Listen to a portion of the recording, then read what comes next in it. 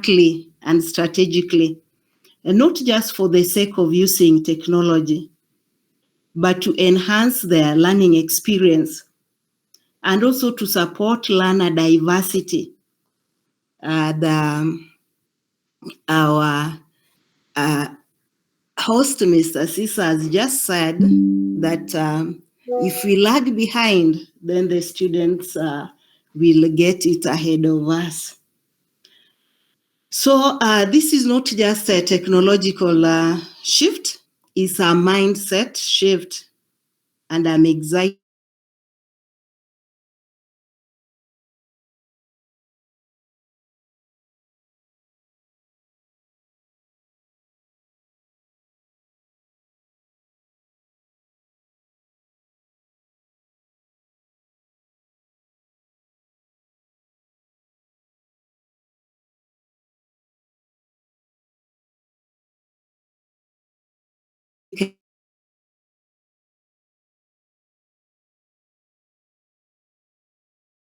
So objectives 1, identify the types of digital resources you want to use with your learners. 2, we want to evaluate the suitability of the resources for our learners and our learning objectives, and then to evaluate of the resources. Let's move on, please, Sandra. Okay, so this is a quote by Audrey Azoulay, 2023, UNESCO Director General. She says, the digital revolution holds immeasurable potential, but just as warnings have been voiced for how it should be regulated in society, similar attention must be paid to the way it is used in education. Its use must be for enhanced learning experiences and for the well-being of students and teachers, not to their detriment. Okay, let's proceed. Now, let's have some engagement, if you allow me. Kindly make a list of some of the benefits and challenges of integrating digital technologies in your classroom. Maybe in a minute or two, you can do that. And share a list of some of the benefits and challenges of integrating digital technologies in your classroom.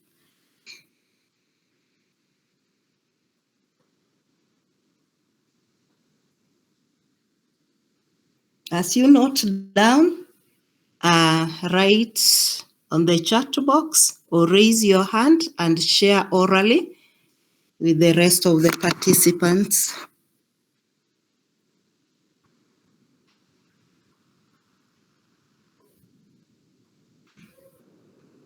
Increases interaction. Thank you, Mr. Sisa. That is a benefit, I believe. Increases participation. Yeah, person?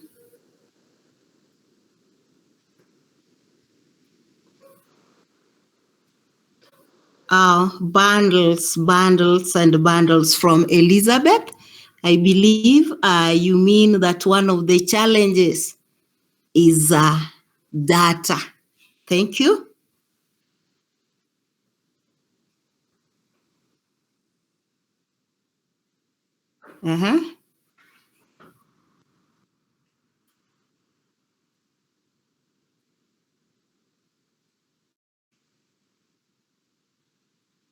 Sure. Thank you.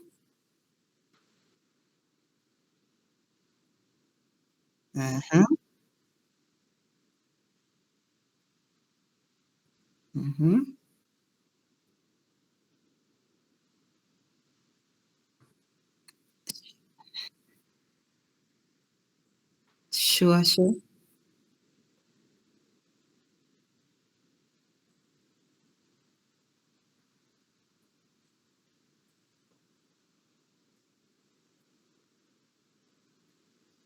Sure. Thank you, all the participants that have participated in that. Of course, you are right. So these are things, accessibility, yes, these are things that at least we are trying them out, and that's why we are able to recognize the advantages and also are able to point out the challenges. Thank you. Let's move on to the next slide and see what some of the things that we enlisted. So benefits of integrating digital technologies in your classrooms. One, it can encourage participation and collaboration. For example, short video clips and impactful images can encourage discussion. Learners can work together to research a topic or create a video or digital poster. I believe several of you talked about that. And then number two, we have it helps prepare learners for future digital demands. Today's learners will be entering a world where knowledge and experience of digital tools and resources will be increasingly important in all aspects of life. And then the third one we have here is digital resources can bring the real world into your classroom. Using digital resources that are relevant to your learners' lives and experiences can be very motivating for your learners. Short videos, impactful images, and news stories from the real world, and they have to be at the appropriate language level of the learner, can help you bring your lesson to life. Those are some of the benefits that we were able to put down here, but you gave others, and of course, there are quite many. Let's move on to the next slide. The challenges that you are able to bring here are using technology in the classroom can cause distractions. That is true, especially if the facilitator is not there to guide. And then online resources are not always reliable or suitable for the classroom. Some online resources may contain inaccurate information. Yes, of course, we are living in the era of fake news. They may also contain content which is not suitable for different reasons like age of the learner, language level, cultural differences, etc. And then we have online resources can be expensive and require a heavy data load.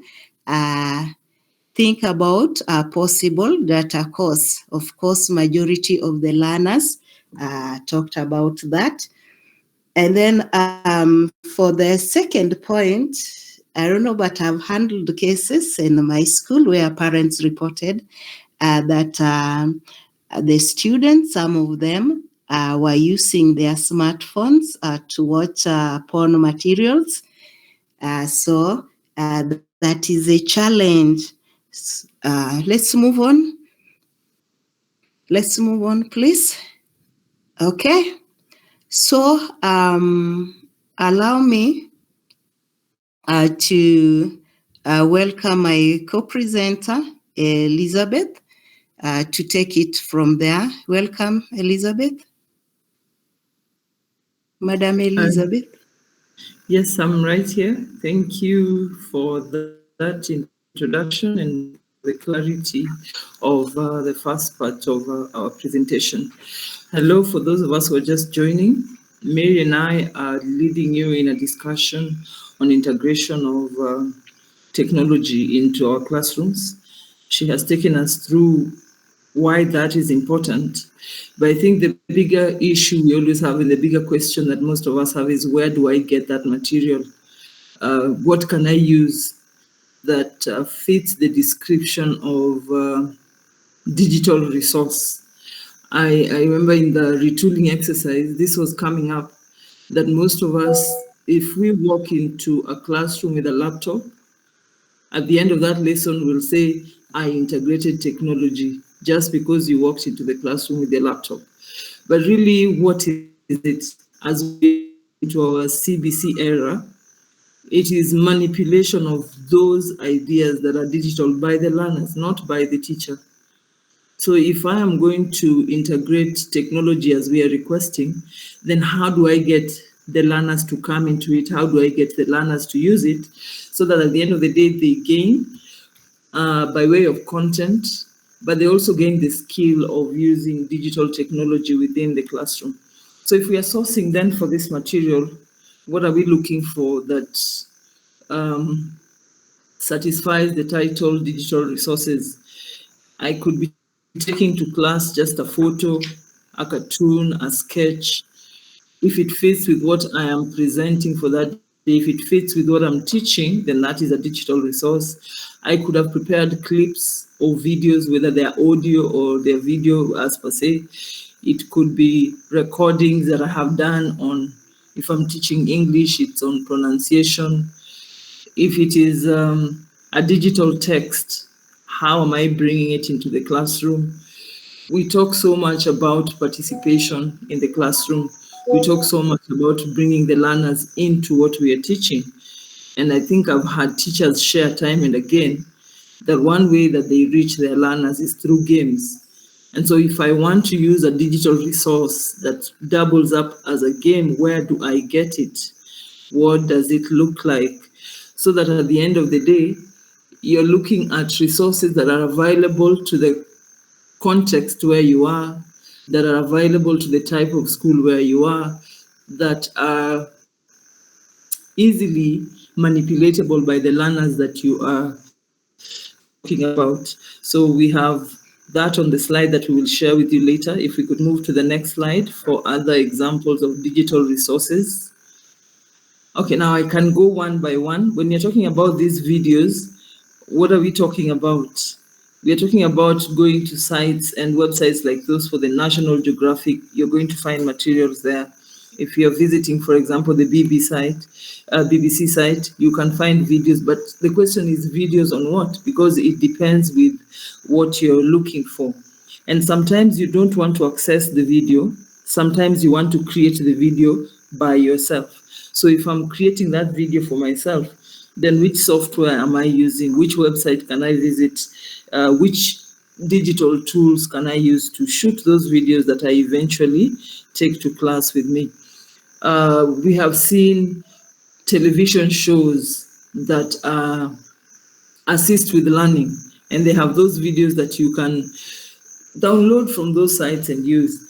I think I've interacted with Longhorn, and there's the Longhorn digital side of it, where they have a lot of material that you can log in there and you can get videos and audios and everything that you can take to class and use with your learners, depending on what you're looking for, depending on the subject area that you're covering, and depending on the duration that you have that lesson for.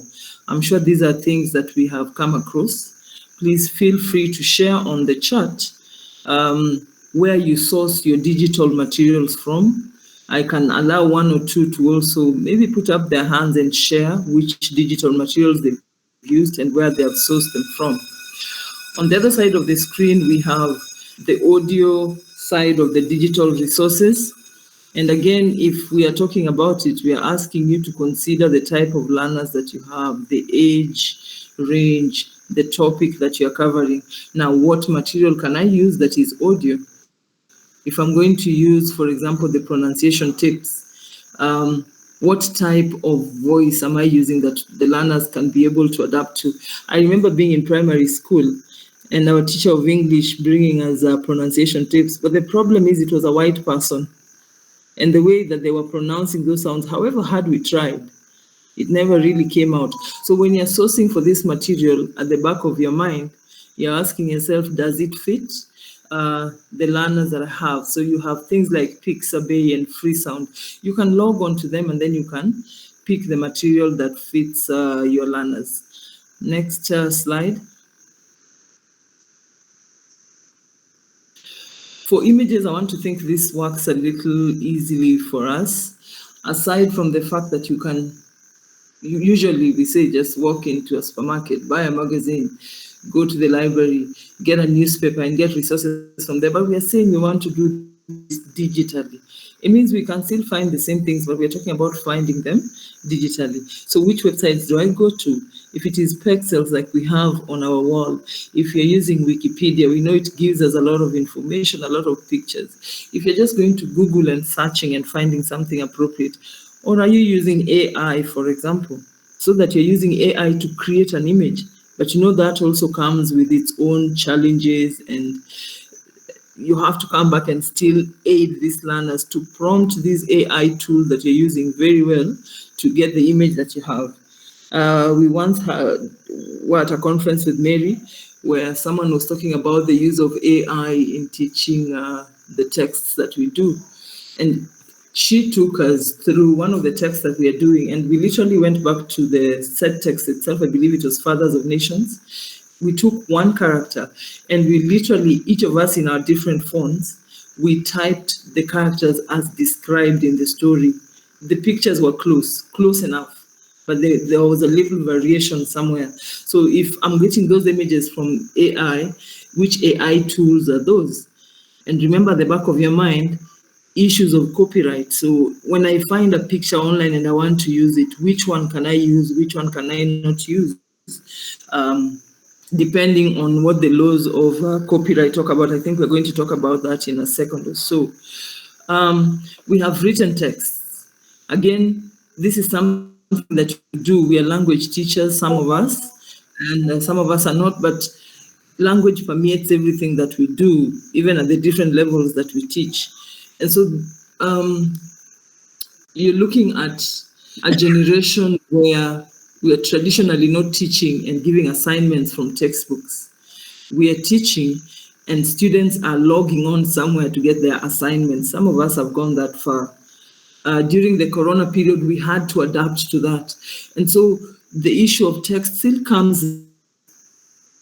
And which are those sites that I can use where I can share this text with the learners? I can share assignments with them. They can do it and send it back to me, or I can log on somewhere and find the assignments. If you're talking about Google Slides, you're talking about Google Docs, we can share our materials there.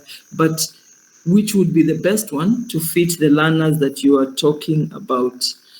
Again, when you go to a site like the British Council site, they have online magazines, they have online books. Those will still count as digital resources. So how do you get your learners to get access to those? Download them, because that's a skill you're going to have to teach. And then once they've downloaded them and then they have used it, how do they get their information back to you? Next slide. Games is good for all of us. Please share with me in the chat some of the games that you remember that you have used before with your learners. And digitally speaking, which tools have you used to come up with games? Most teachers that I know talk about Kahoot so much, that they have gone into Kahoot and they have created a quiz. They have formulated an activity in class that they have used. They have taught grammar, pronunciation. They have taught writing of something, but they have made it fun for the learner. It is true that all work and no play will make a student dull. So as a teacher, you want to bring this idea. I had Mary talk about participation, engagement in the classroom. This is one tool that you can use to engage your learners within the classroom. But the engagement comes with the teaching of a skill. It comes with them enjoying themselves. And at the end of the day, your work basically is covered for you. But some tool came in to assist you, whether it was in Kahoot, whether it was in quizzes, you did something, your learners enjoyed themselves while doing it. And at the end of the day, you can still go back to your schemes of work and you say that the objective of the lesson was achieved. But while that objective was being achieved, your learners were also having fun. So that is something that we can also consider as we are picking the resources, digital resources that you would want to use in the classroom. Next slide.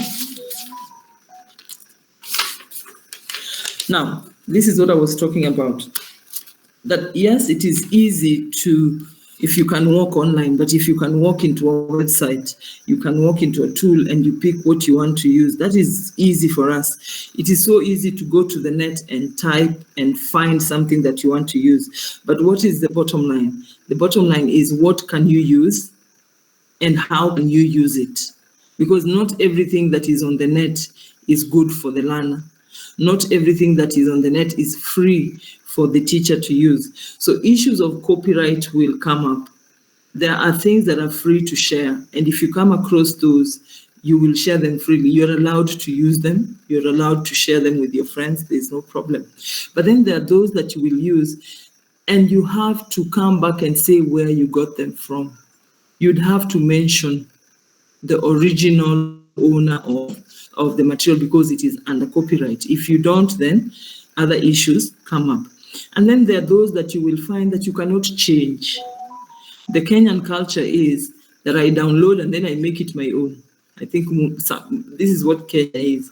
So something looks like it's really yours, but it is not yours. Now, when that comes to head later and someone says this was my material and you use it without permission, then it becomes an issue. So it's not a matter of just as a teacher, what have I used? It's also teaching your learners that this is right and this is what you can use while you're doing that.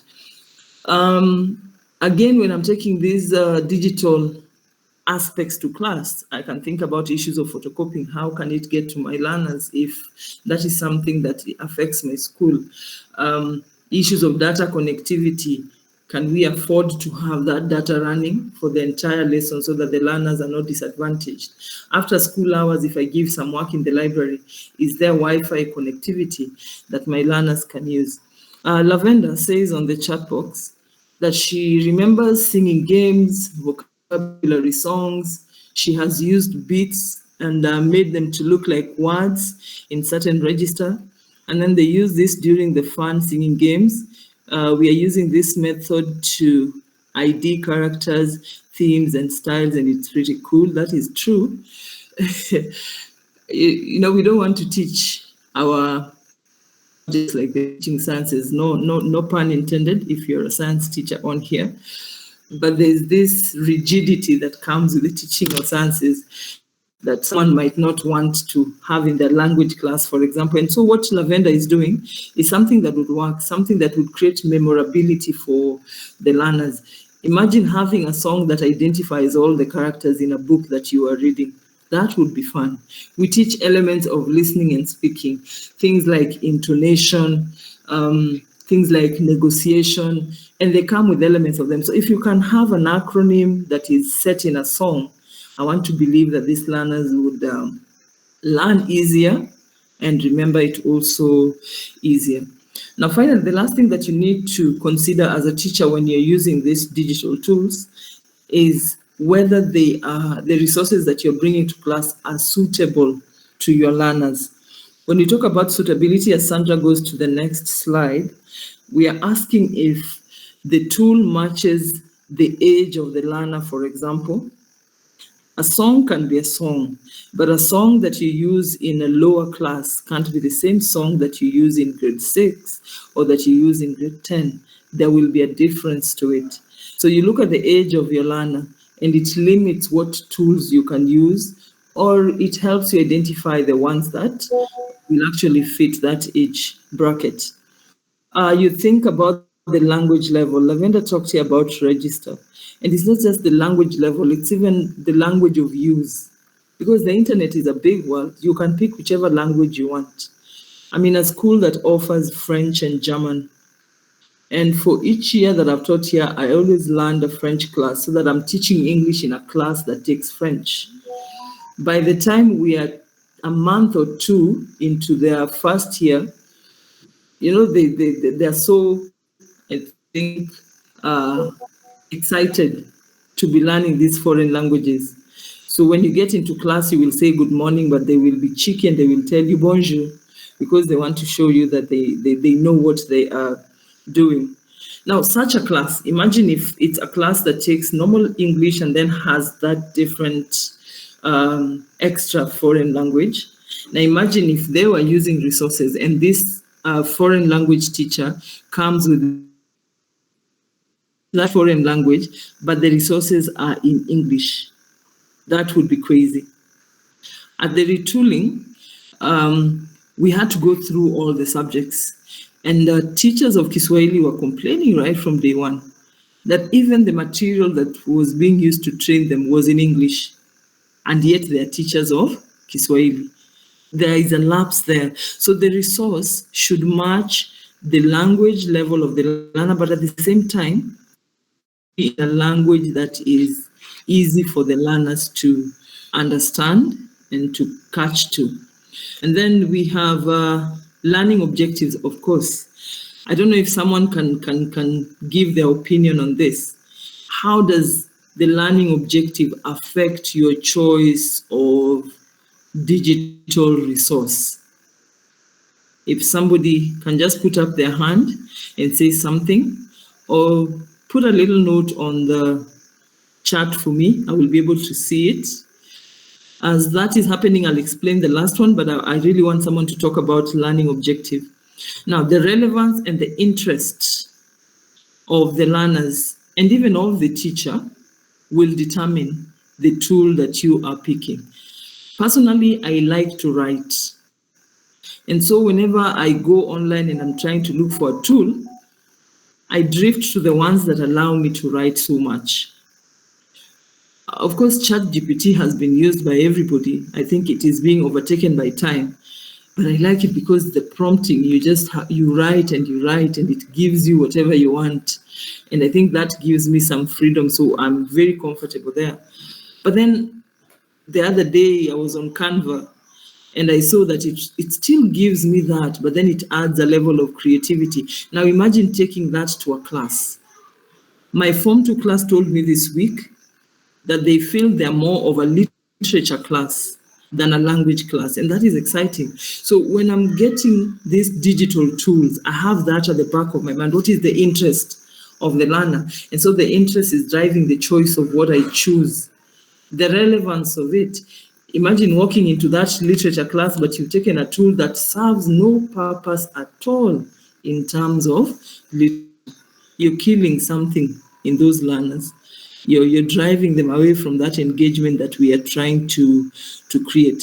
So put this at the back of your mind as you're thinking about these digital tools, because again, it's not a matter of let me carry and go. You can carry and go, but has the objective been met? I was hoping to see a hand up. No hand has come up. Mary? Yes.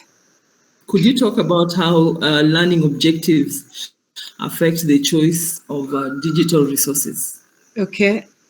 Though, as a teacher of English and literature, I'll first check on what I'm supposed to teach. If I'm to teach, for example, writing, so maybe I'm to teach writing and imaginative composition. So my objective is that at the end of the lesson, maybe the students are able to write in a certain way that I want. Then I can go, let me use ChatGPT, because that is apparently what each and everyone uses. Then I can go there.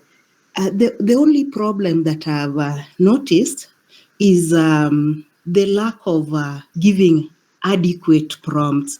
But if I'm able to give this imaginative composition, what do I want it to be about?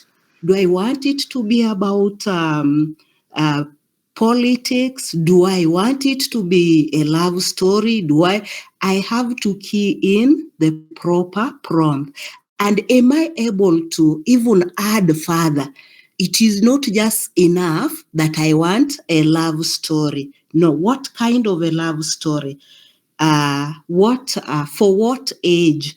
So I will also add for maybe a Form 2 student in Kenya. And then if I want another thing, I'll add it so that I get exactly what I want. So the learning objective comes from what you want to teach, and then you go search for it. Remember to give a proper and sufficient prompt. Thank you, Liz. Thank you. Very, very well explained. And so you see at the end of it, when you're picking this, it actually aids your learning.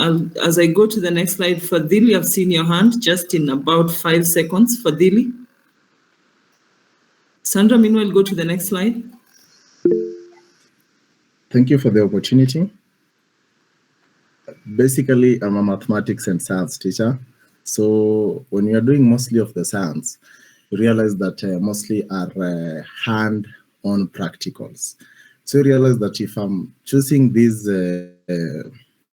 video clip or this AI material that is guiding me on how to work it, basically, I always indulge the learners. I tell them that probably go and research on this one, go and watch the clip so that it guides you on the steps forward. So that when you come the next day, you realize now it becomes easy. Actually, you realize we have different sites and the learners will tell you, I used this one and I got this one. Or a learner will give you a certain answer that is not relating much to the curriculum development. So you tell them, okay, this one is great, but mostly prefer to use this one. But mostly now when it comes to mathematics, that's where we are having a very hard challenge, because now you realize that the concepts that they normally use, I've heard you mention about ChatGPT. You realize actually they're using very, very hard, complex and formulas for learners to understand.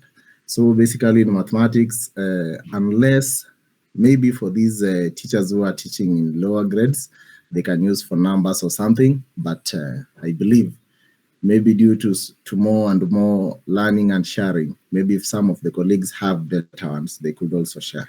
Thank you.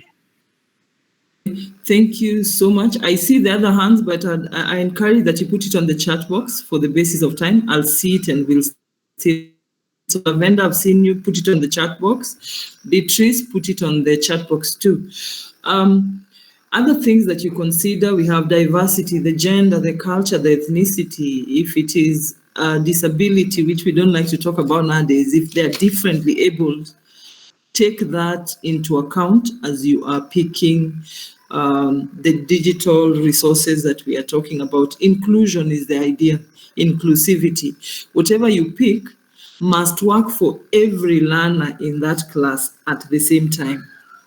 The content of it must not offend one culture while it is uplifting another. It's a really delicate balance, and that's the job of being a teacher.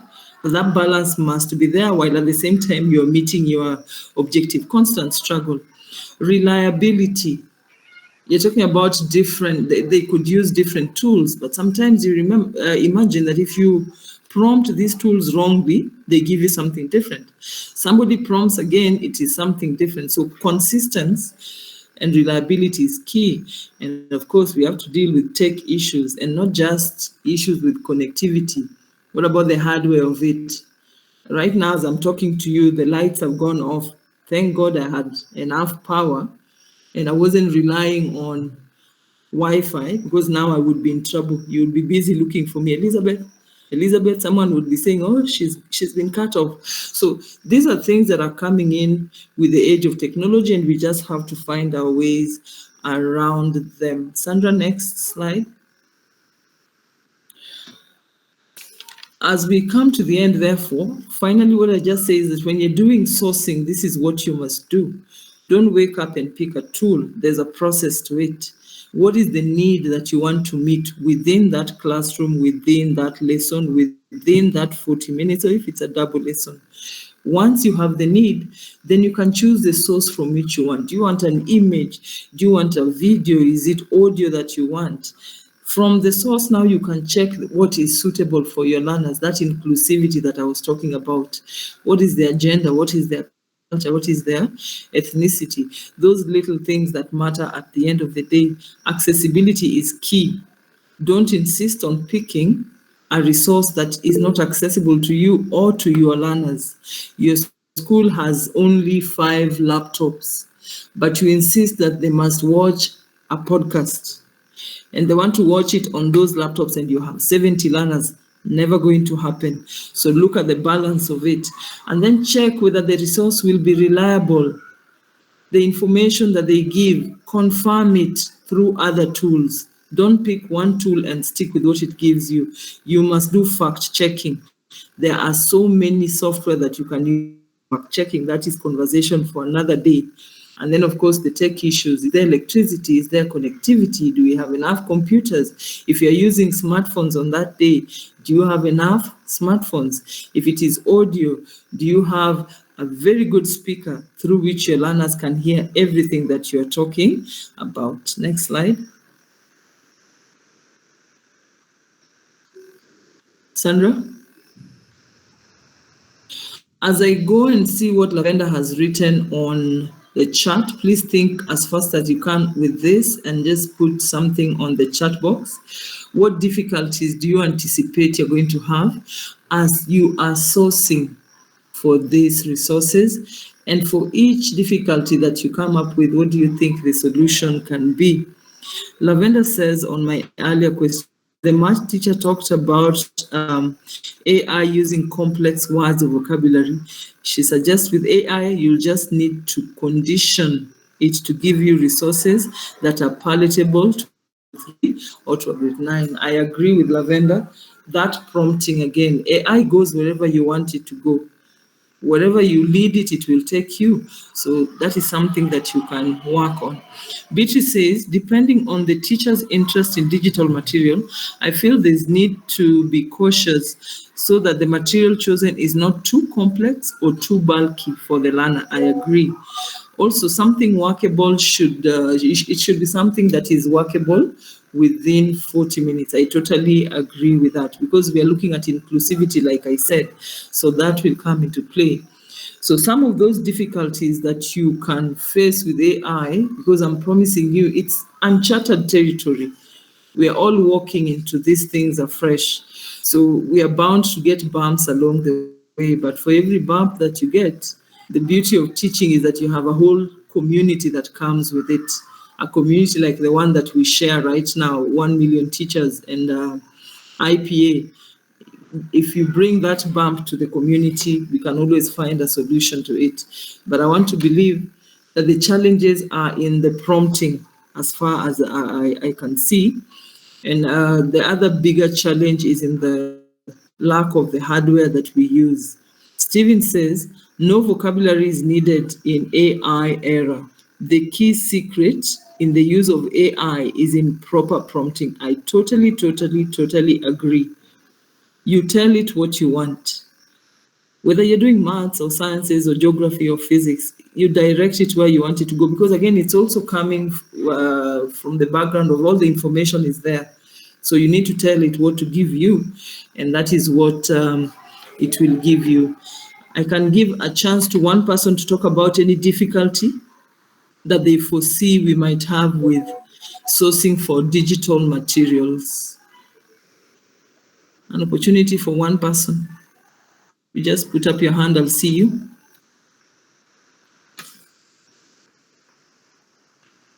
Meanwhile, Sandy, you can move on to the next slide. Lavender, go on.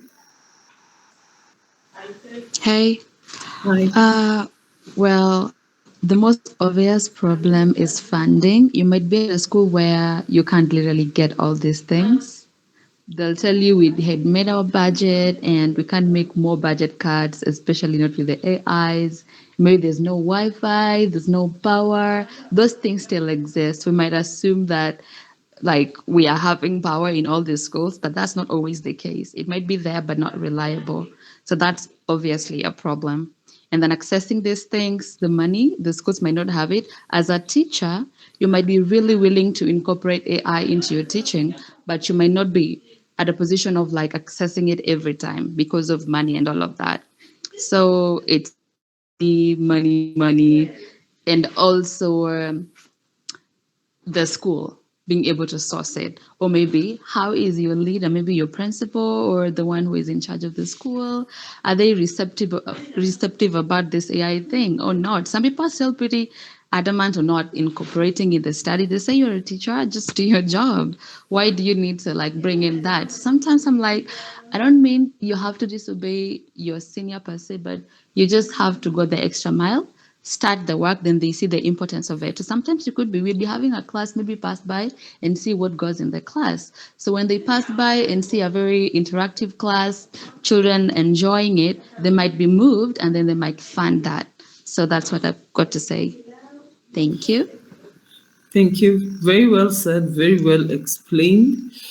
And I don't know if it's the burden that we carry as a teacher. Like she says, you've been given a mandate and you've been given a bare minimum provision. So anytime you walk away from the bare minimum and you try to go above and beyond, definitely somebody will be saying, why?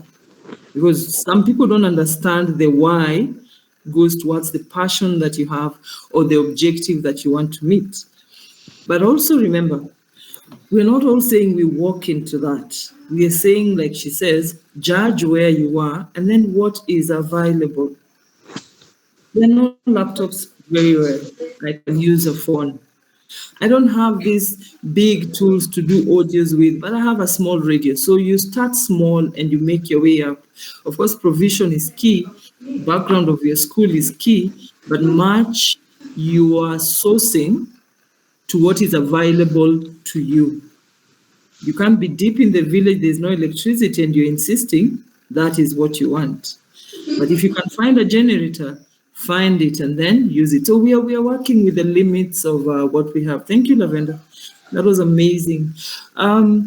I'm reminded we are out of time, but I feel like this conversation can go on and on and on. Maybe it will go on in the messages. But yeah, that is what we had for you. I'll finish with what Stephen has said.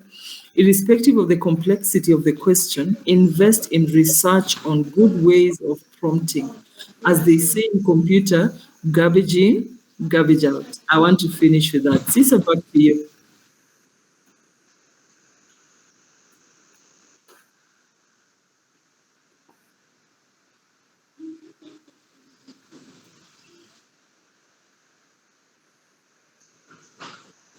Thank you so much. I see them. Mary, do you see them? So many. Thank you. Yes, thank you. Thank you very much.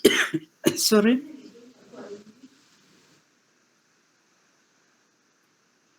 Oh, the lights are back on. I've suffered.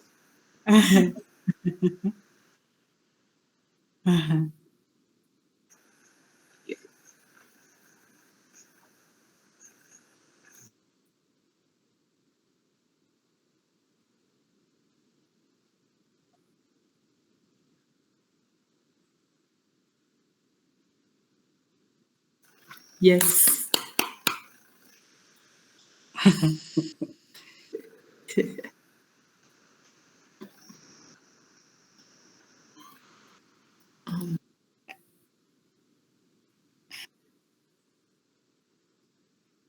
She has left. Left. She has a problem with the sound of her laptop. I think so. No, I'm not, but I know that problem. In spirit.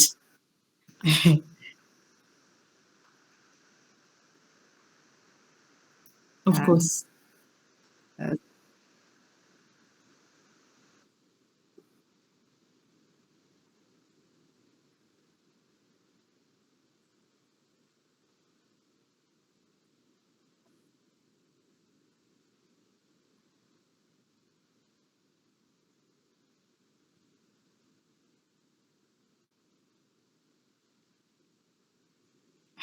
Nairobi.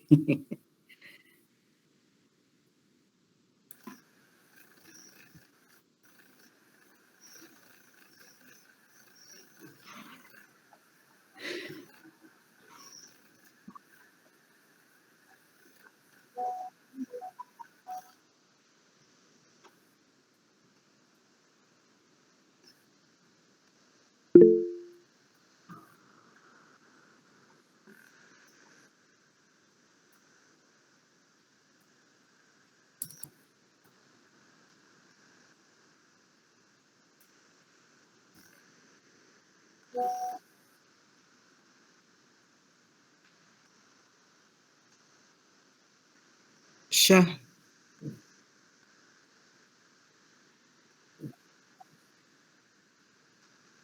We shall. We shall.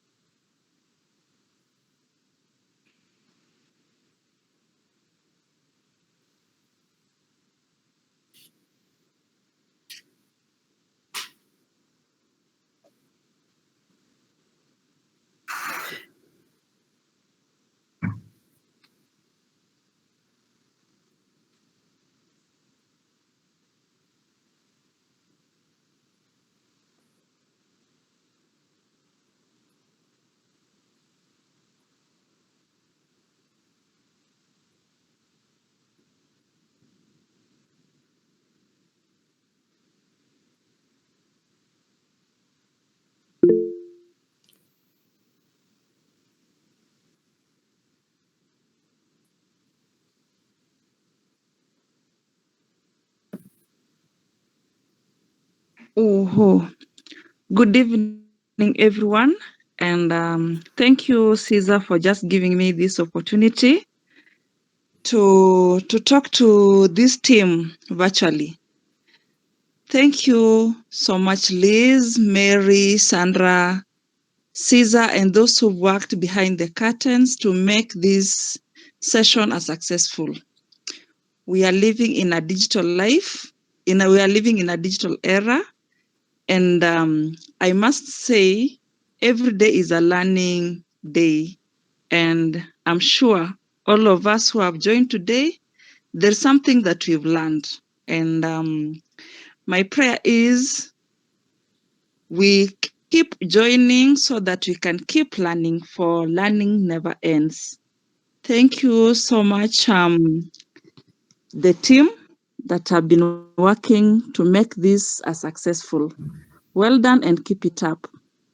For those who've joined, we appreciate your time.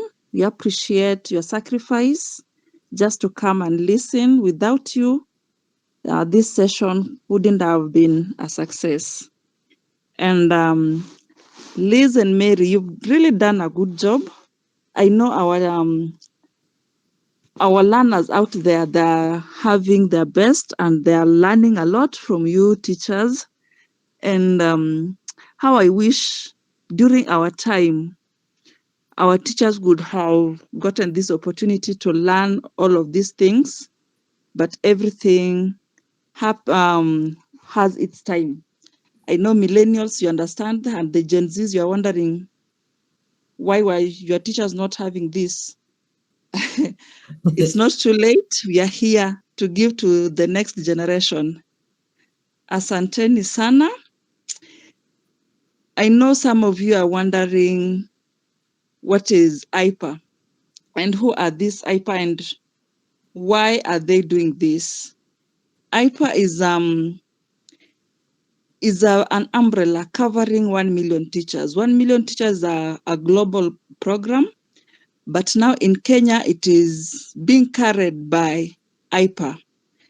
And that's why it is an association that gives us the mandate to run such programs. And we are hoping in future, we are going to start having physical sessions, not just the online ones, and many other activities to do with education. So I pray if you're not one of us, if you're not a member, kindly take your time to learn about it, take your time to know about it, and join the group so that in future when you see things working, don't ask yourself, where was I, or where was it, or how was it started? This is just the beginning. Many more things are coming. Many more things are in the pipeline. So be part of it by just registering with 500 shillings. Who are these who are working with IPA? I know you are seeing Caesar talking, Liz talking, Mary talking. These are members of IPA who are fully registered, and they volunteered to do these webinar sessions. We have people who have volunteered to reach out, to mobilize. We have these ones who are doing the webinar. And all this is by just volunteering to do it as we wait and look forward for what IPA has in store in future. I am the chair lady, I am the chairperson. We have Dixon Yabuta, I think he left at some point, who is assistant chairperson. We have Caesar Nyakundi, who is, we have Stephen Odwar, who is secretary. Nyakundi, organizing secretary. We have Dr. Anna Njao, who is our treasurer. So we have so much to talk about IPA, but in such forums, we shall be educating you more and more about what IPA is all about. All in all, we are together as 1 million teachers. We are not two different things. We are one as 1 million teachers. Thank you so much. Caesar, back to you.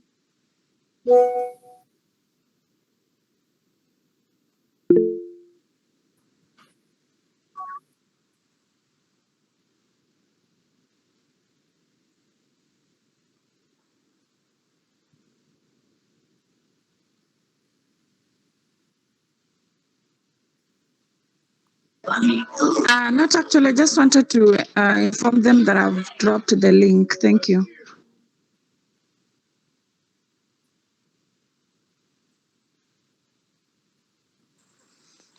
Yes, thank you so much for the opportunity. I'm glad to be part of this great group because where we are in the remote part of Kenya, somewhere in Turkana, and I take opportunity to say thank you so much for bringing this to us. We are learning, and I'm also working so hard to bring so many other teachers on board so that they can also get to learn and share their ideas and get this knowledge from these great people that are presenting here. I'm so glad. Thank you so much for behind there.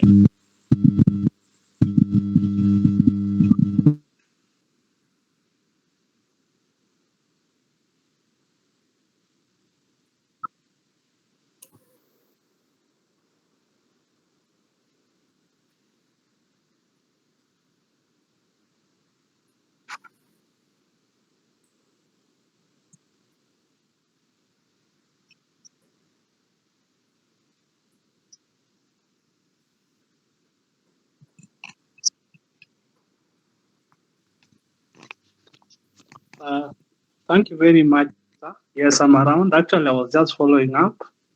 Yeah, and also because we have all learned that learning is a process and we have to keep learning. Yeah, but I'm really inspired by what you are teaching. And I just want to encourage you people that you just continue doing what you're doing. You're doing an amazing work. And of course, we are taking notice of all these things. For those who don't know me, I am Austin Odor, and actually I'm one of the people who founded the 1 Million here in Kenya. And currently I work with the US Embassy as an English language coordinator. Thank you very much. And actually, one of the speakers is my sister. Yeah, so thank you very much.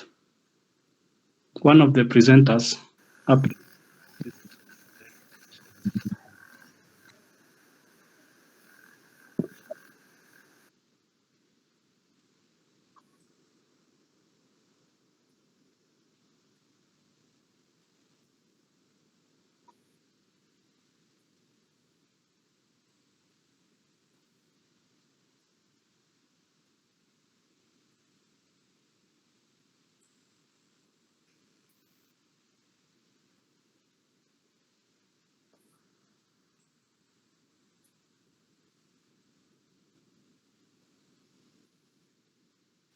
Yes, I can hear you.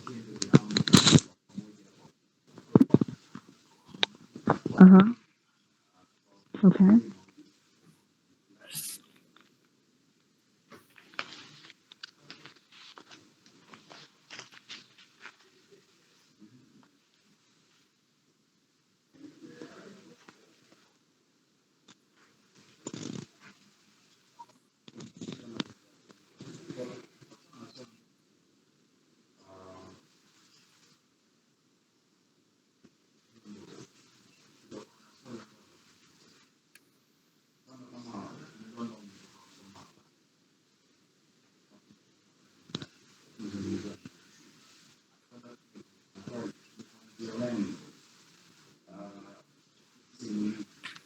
Okay. Let's believe and pray. Almighty God in heaven, Father Lord, we thank you for this session. It's been very informative and we appreciate the grooming that has been organized by the association. And I wish that this more could just go on if you let it be. Otherwise, I take this time to put the teachers in their session into your able hands as they go to deliver this that they've learned here in their various schools. Otherwise, I'd like to say that all that I've mentioned in Jesus' name, I believe. Amen. Amen. Amen.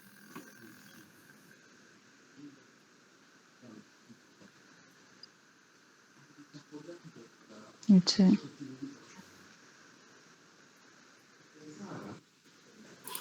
Bye, everyone. Bye.